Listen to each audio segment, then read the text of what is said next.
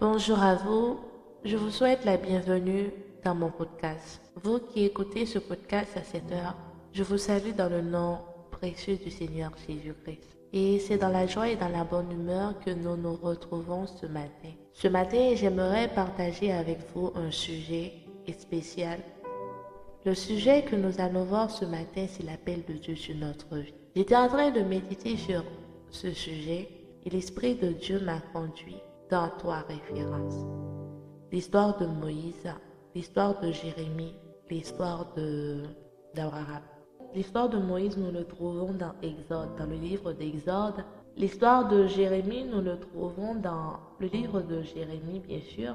L'histoire d'Abraham, nous le trouvons dans le livre de Genèse, précisément dans Genèse chapitre 12.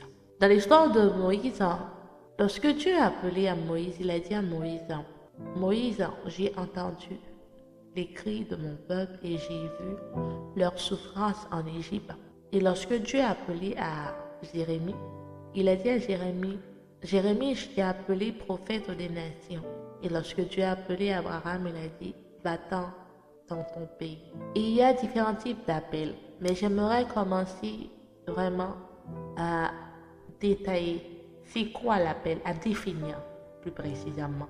C'est quoi l'appel? L'appel, à travers ces 3 histoires, je peux dire que l'appel de Dieu sur notre vie, c'est un mandat. L'appel de Dieu sur notre vie, c'est une mission. C'est le but pour lequel Dieu nous a créés sur cette terre. Et aussi, à travers ces 3 histoires, je vois que lorsque Dieu a appelé à Moïse, il a dit, « Mais Seigneur, qui suis-je pour apparaître devant Pharaon ?» Et Jérémie a dit à Moïse, a dit à Dieu, non à Moïse, il ne faut pas se tromper. Jérémie a dit à Dieu, mais je ne sais point parler, je suis un enfant. Parfois, je peux dire, c'est vrai, c'est extraordinaire. Parfois, Dieu nous a appelés et vraiment, nous ne ressemblerons à rien. Vraiment, nous ne ressemblerons pas à ce que Dieu nous a dit. C'est-à-dire, Dieu peut nous appeler à être prophète, il peut nous appeler à être pasteur, un leader quelconque, je peux dire, à servir, c'est-à-dire dans la société, à être docteur, ingénieur, et à être évangéliste, missionnaire. Mais parfois, lorsque Dieu nous a appelés, ça n'a pas toujours la forme vraiment on ne voit pas. Parfois, on ne voit pas en nous l'appel de Dieu, vraiment. Et parfois, on nous demande à nous-mêmes, est-ce que Dieu, vraiment, est-ce que ce que Dieu a dit, c'est vrai? Parfois, nous doutons de nous-mêmes, de notre capacité. Mais lorsque Dieu nous parle toujours. Lorsque Dieu nous a appelés, il nous parle toujours de notre futur. Et ce qui m'a vraiment marqué dans l'histoire de Jérémie, c'est lorsque Dieu avait dit à Jérémie, « Depuis que tu étais dans le ventre de ta mère, je t'ai choisi. » Et waouh, ça a été pour moi une révélation. Et vraiment, ça m'a amené aussi, lorsque je me rappelle que c'est David qui a écrit ce psaume, il a dit que « Tu m'as formé dans le ventre de ma mère. » Il a dit avant que j'étais née, toutes mes jours étaient inscrits dans ton livre de vie. C'est-à-dire dans le livre que Dieu a, tous nos jours est inscrit dans ce livre.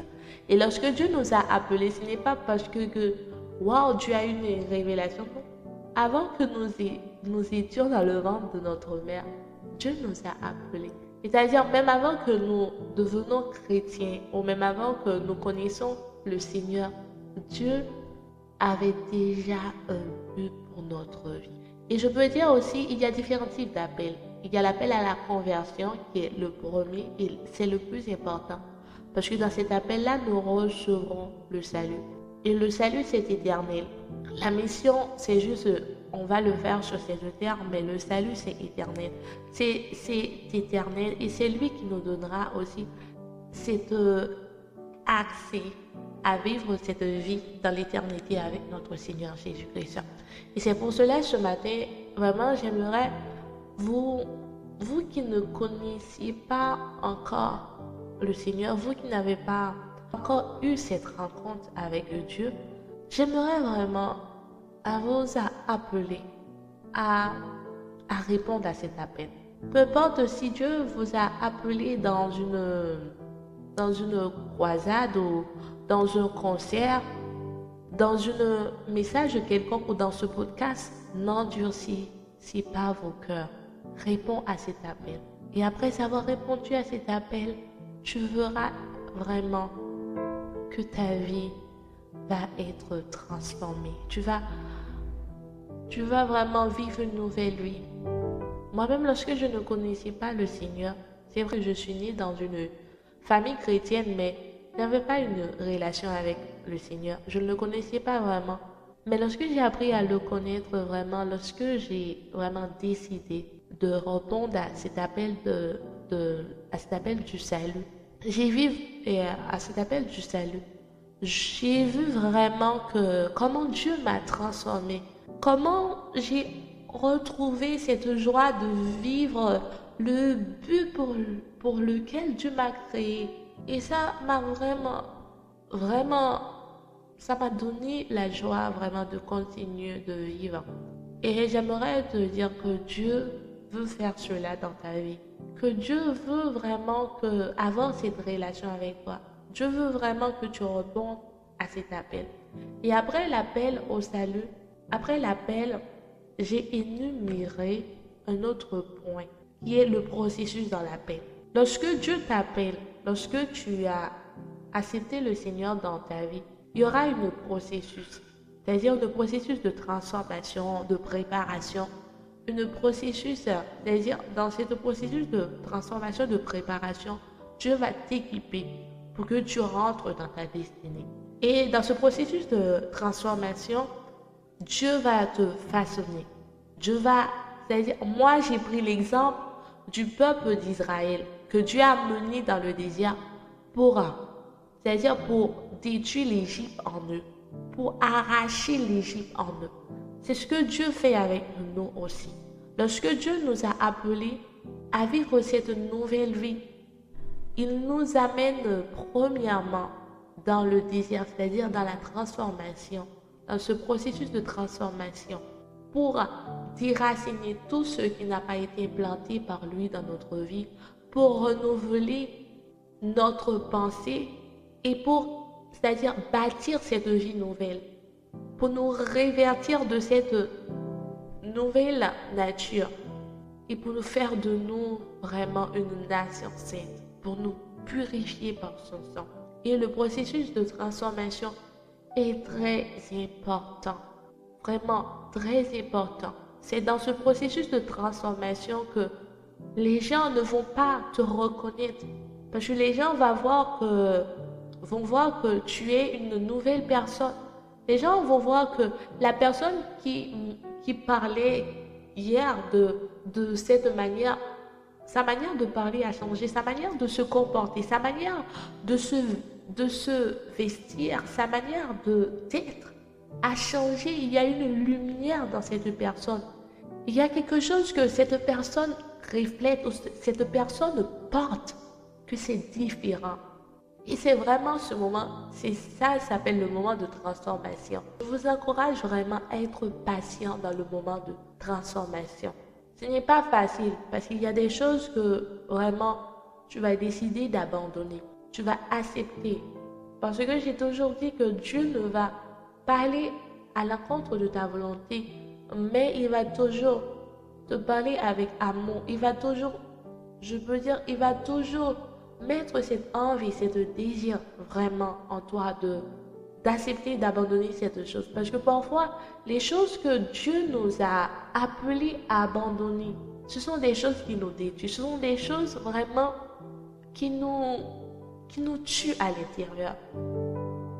Et parfois, ce sont des choses qui sont meilleures, mais Dieu veut nous donner quelque chose encore plus extraordinaire, ou quelque chose de mieux, c'est-à-dire quelque chose qui est vraiment pour nous. Et aussi, il y a le processus de préparation. C'est là que Dieu dépose en nous, sur nous, c'est-à-dire son onction ou sa grâce, le dépôt les choses que nous allons besoin pour répondre à cet appel, c'est-à-dire à rentrer dans notre destinée, à être une source de bénédiction pour les autres. Et dans ce moment, vraiment ce que j'ai appris et ce que j'ai observé dans ma vie, dans ce moment, Dieu nous amène toujours à passer plus de temps avec lui, pour nous saturer de sa présence, pour nous remplir. Dieu c'est-à-dire nous donne des révélations nouvelles. Et Dieu nous donne des choses extraordinaires. Il nous fait passer dans une autre dimension. La dimension que nous avons dans la transformation, ce n'est pas la même dimension que nous allons avoir dans la préparation. C'est une autre dimension. Et je peux dire l'équipement. Maintenant, l'équipement, ce n'est pas, lorsque Dieu nous a équipés, ce n'est pas un processus. Je peux dire c'est une saison. Que Dieu envoie des personnes qui nous accompagnent dans la mission qu'il nous a donnée ou dans cette vision ou dans cet appel. Ou si Dieu ouvre des portes pour nous, si ce que nous avons besoin, si c'est quelque chose, c'est un moyen financier, si c'est un travail, si c'est un voyage, si dans ce pays-là où tu es, Dieu veut vraiment que tu ailles dans d'autres parts. Parfois, comme Dieu a dit à Abraham, va-t'en de ton pays. Parfois, c'est ce que Dieu va te dire. Dieu va te dire de te déplacer de ce pays-là. Mais tout ça, il faut passer par le processus. Dieu ne va pas juste te dire, fais ceci, fais cela, sans que Dieu ne t'a pas préparé. Et aussi, il y a quelque chose vraiment, j'ai beaucoup prié pour cela. J'ai dit, Seigneur, donne-moi la patience de rester dans le processus. Parce que parfois, nous laissons, c'est pas parce que nous laissons. Comment je peux dire cela? Parfois, nous ne voulons pas rester dans le processus parce que c'est dur, c'est long. Mais Dieu vraiment a créé ces saisons-là pour que lorsque nous serons entièrement dans notre appel, c'est-à-dire dans notre destinée, lorsque nous allons manifester sa gloire d'une autre manière, ou lorsque nous allons vraiment rentrer dans le ministère, pour que les choses que nous allons faire face, pour qu'on puisse réagir différemment, pour que cela ne nous détruise pas. Et j'aimerais prendre un exemple avec vous. Si j'ai un enfant de 10 ans, je ne vais jamais lui donner une voiture parce que je sais que cet enfant ne sait pas conduire. Parce que je sais que cet enfant, si je lui donne cette voiture, cet enfant va se tuer avec cette voiture. Mais si cet enfant ne m'écoute pas, il prend son clé comme il me voit en train de faire boum boum. Il prend sa voiture et il s'en aille. Mais cet enfant-là va avoir un accident. Cet enfant-là peut perdre sa vie. C'est ce que Dieu nous empêche de faire lorsqu'il nous prépare, lorsqu'il vraiment nous équipe. Et aussi viennent, c'est-à-dire le troisième point, lorsque nous allons entrer dans notre appel. Lorsque Dieu nous a fait rentrer dans notre appel, c'est-à-dire dans notre destinée, c'est là que nous commençons à exercer le ministère. C'est là que nous commençons à manifester la gloire de Dieu d'une manière différente. Mais tout cela, tout cela a pour un seul but, c'est de glorifier le Seigneur. Et tout cela a pour un seul but, c'est de servir les autres, c'est d'être utile entre les mains du Seigneur. Pour résumer ce que nous avons vu aujourd'hui, nous avons vu c'est quoi l'appel. Nous avons vu le processus dans l'appel. Et j'aimerais vous donner une référence. C'est Genèse 37, l'histoire de Joseph. Et tu vas voir le processus par lequel Joseph a dû se passer vraiment pour rentrer dans sa destinée. Et nous allons voir, pour finir, lorsque nous rentrons dans notre destinée. Et j'ai dit le but pour lequel que Dieu nous a fait entrer dans notre destinée. Premièrement, parce que nous sommes prêts, non pas parfaits. Et deuxièmement, c'est pour glorifier la gloire de Dieu. C'est pour glorifier le nom du Seigneur. Et aussi, c'est pour manifester sa puissance sur cette terre. Pour que les autres puissent voir que notre Dieu est vivant. C'est ce que j'avais à vous partager aujourd'hui. Que Dieu vous bénisse abondamment. Et vraiment, j'espère que ces paroles que Dieu m'a données pour vous partager Que ces paroles soient une source de bénédiction vraiment pour vous. Et que vous puissiez passer une bonne journée sur la protection divine du Seigneur Jésus-Christ. Que Dieu vous bénisse abondamment.